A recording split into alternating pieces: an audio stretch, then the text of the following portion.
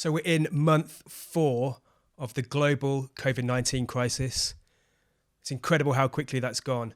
And what it means is that whilst we're coming out of the health crisis, we're going into this enormous economic crisis, and a crisis for individual people that are struggling, kind of struggled for the last few months, but are going to be struggling even more with their future of uncertainty and knowing which direction to go in. So this episode, we're going to try and tackle that and try to give you a couple of tools so that you can innovate your way out of this crisis.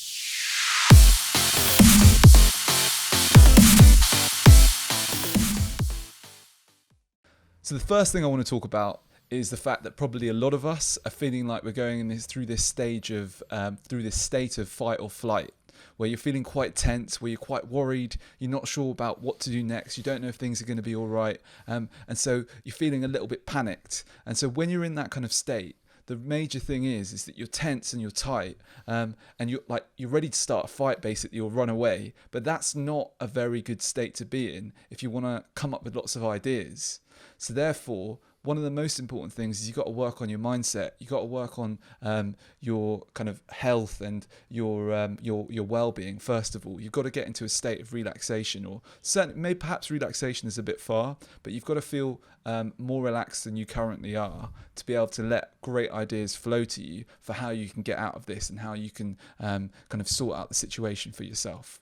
So the first thing that I'd recommend that you do to get out of that state is to focus on gratitude.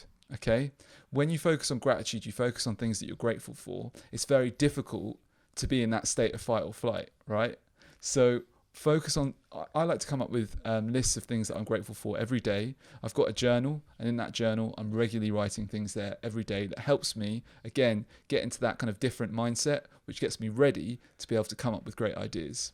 Which leads me on nicely to the second point. So I regularly come up with lists of 10 things.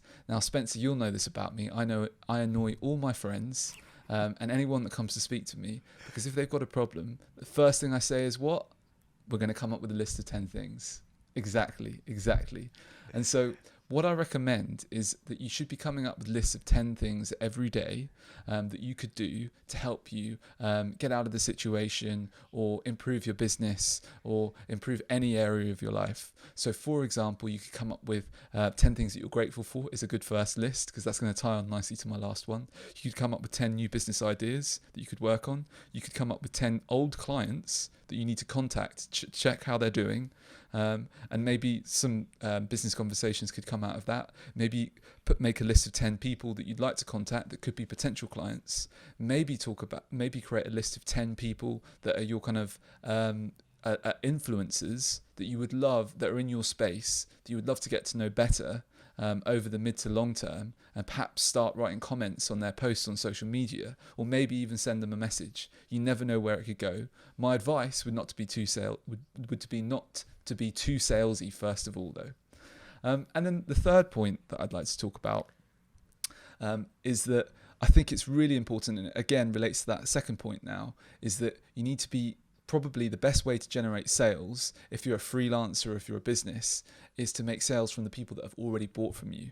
So I really recommend that you send messages to your old clients, check up on them, see how they're doing, and from that way you'll be able to get the conversation started. And you don't want to try and be overly salesy. Just ask them how they're doing, and when they ask you how you're doing, you can let them know what the situation is, and then just have a chat, and maybe something can evolve out of that.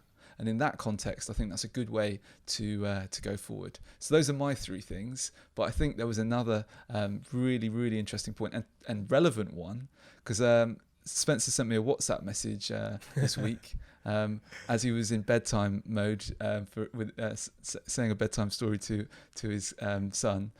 Or was it your son or your daughter? This is my daughter, but yeah, we do this every night as well with both son and daughter, yeah. Bedtime and I love how you big part of our life. Innovated the shit out of story time. You said, look, this is amazing. So go on, share the story of story time. So my daughter's like 8, but for I don't know, it seems forever. Pretty much every night we have to read a Mr. Men or Little Miss book. And so the one that we've been going through, and I've probably read this whole book to her 10 times already. So I was reading this one the other night, and it's all about Mr. Silly, who lives, of course, in nonsense land. And in it, it was amazing because I was kind of thinking about jobs to be done. I was thinking about the Theodore Levitt story of the creating a hole. Nobody wants to buy a drill. What they really want is a hole. And on this page, Mr. Silly is trying. He's built a tree. He's bought a new tree, but he hasn't got a hole in the ground. So what he needs is a hole. But he went to the hardware store in Nonsense Land, and of course they've sold out of holes because he wanted to buy a hole. So he sold out of holes. So he ended up walking all the way to like Sensible Land or whatever. And in Sensible Land, he tried to buy a hole, and of course they're laughing at him. So he said, "Yeah, I've got a plant. It's big. It's a big tree. I need a hole big enough to plant this tree." And then they're all laughing at him. And he says, and then when he gets back, he's like, "They tried to sell me a spade. Like, why in the world would I want to buy a spade? Well, what I really want is a hole." And I thought it was such a good way to look at it, because we think about jobs to be done as identifying the pain points that people have, trying to step into the customer's shoes in order to really observe and understand what pains they have and what problems they're trying to solve. But we never kind of look at it from the extreme angle of something which actually doesn't make any sense, which is nonsense. Nobody's going to walk into a shop and say, "Can I buy a hole?" But actually stepping into that kind of realm of nonsense where things don't make sense, actually enable you to look at things in a different way. So I think if you can really understand that thing that people want is a hole, you're not going to sell them a hole, but what's the best thing that you can sell them in order to solve that problem? I think that's a really interesting way to look at it. Completely different angle to the way that we normally talk about jobs to be done. But actually stepping into that point of silliness, I think, is a really interesting way to look at it. What do you reckon? I think that's fantastic, and I think there are 3 questions that you can ask yourself to be able to understand what is the equivalent for your customer. So the first one is, what is the outcome that they want? In this case, it was the hole. Yeah. What is the current situation that they're in? So how would you describe the current situation of Mr. Silly at the moment? Well, he's got a tree that's just sitting on his lawn, and the tree's going to die unless he's able to put it into the ground and get it all of the nourishment that it needs. So that's directly, I guess, the situation. And he's in a bit of turmoil. He doesn't know what to do. And so he's kind of panicking. He's just trying to find a solution to get that tree into the ground. Exactly. So therefore, what he's trying to do to get from the bad situation to the good situation is find a solution. And so his solution was going to ask people to buy a hole. But what's interesting is that with our customers, they might be asking equally nonsense questions. But what we've got to do is find out how they ask the questions and then help advise them and support them so that we can then provide them our solutions. But often we need to use the language of the customer and not so much the language of our product or service. So it's a very, very good story there, and a very important message for all of us. Absolutely. And you're totally right. Like, of course, to us, the spade makes sense, but to this person who doesn't see that, it makes no sense. So therefore, he's not going to buy the spade, or he's not going to think he's done the right thing there. So you've got to get onto that wavelength, onto that level of your customer, really stepping into the shoes and trying to talk about why this is going to solve their problem directly. Amazing. And I love the fact that, innovation tips come from, Mr.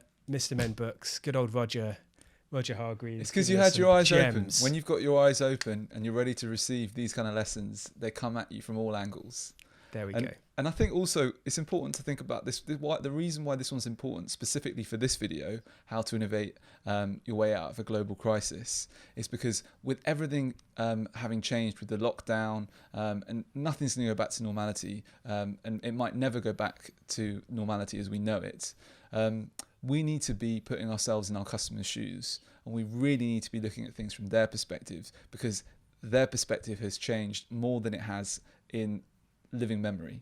So therefore, very important that we do think about what is the equivalent of the whole for each one of your customers.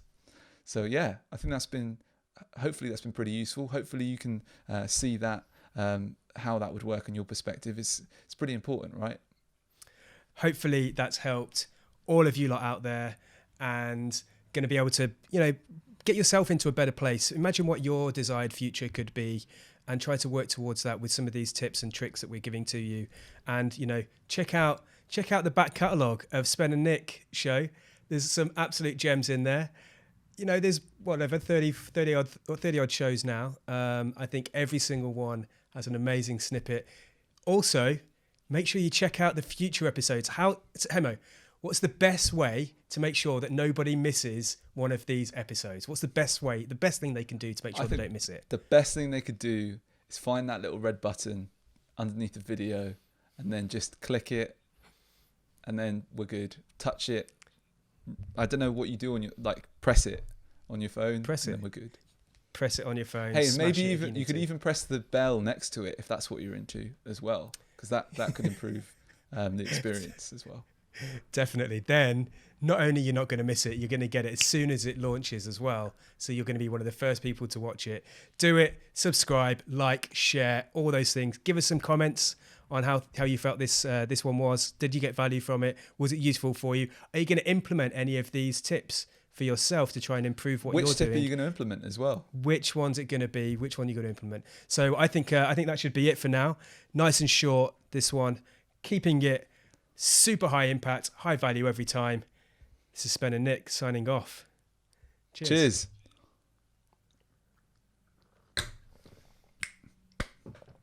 Episode 33 done. Oh, yeah, it's in the can.